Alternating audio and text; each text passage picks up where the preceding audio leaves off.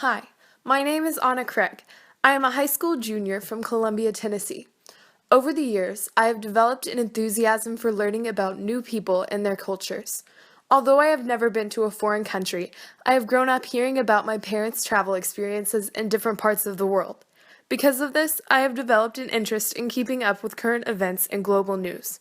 A particular story on CNN caught my attention this summer: the Venezuelan food crisis. Venezuelans, months later, still cannot find relief from the country's food shortages. Millions of people around the country are forced to stand hours in line for food. In some places, like the capital city of Caracas, people must sleep on the sidewalk to keep their place in line for a chance to get food in the morning.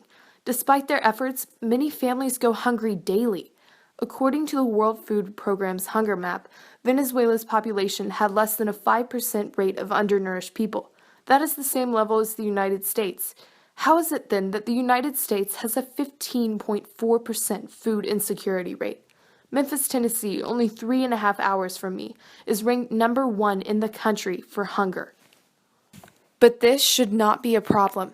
A country like the United States, the place where dreams come true, or even Venezuela for that matter, should not have such issues of food insecurity. I believe the answer to these problems is gardening. Efforts have already begun in the U.S. to bring back growing your own food. A recent documentary called Can You Dig This talks about urban gardening in California, surprisingly in a city just a few miles from affluent Beverly Hills. It discussed not only the benefits of gardening to your dietary health, but also to your overall well-being. Criminals in a halfway house found healing through gardening. This would especially be helpful in urban areas where crime rates are high. It would give potential criminals a healthy activity to occupy their time. There is a sense of pride in growing your own food, and it offers a lasting impact on life. It can aid in making better food choices for the future. Families can instill the practice of gardening into future generations and begin to make better food choices themselves.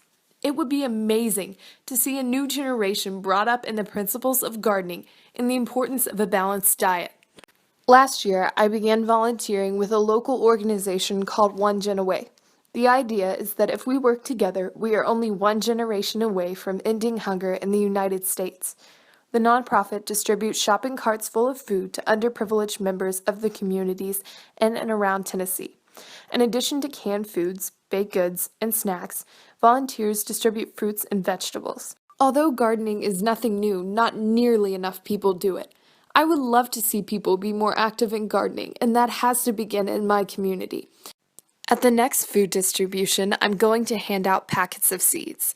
I believe that once people see what gardening can do for them, they will pass it on. A key to accomplishing this is global citizenship. As an aspiring global citizen, I think of life overseas daily. It makes me reflect on the choices I make and how they will affect my future, just like the way I view food and its impact on my body.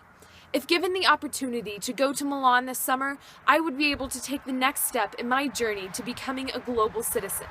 The role of food in the world is a huge part of that, and I would like to learn more about it. I know that global citizenship is not achieved overnight, but I am asking for the chance to experience firsthand what it looks like.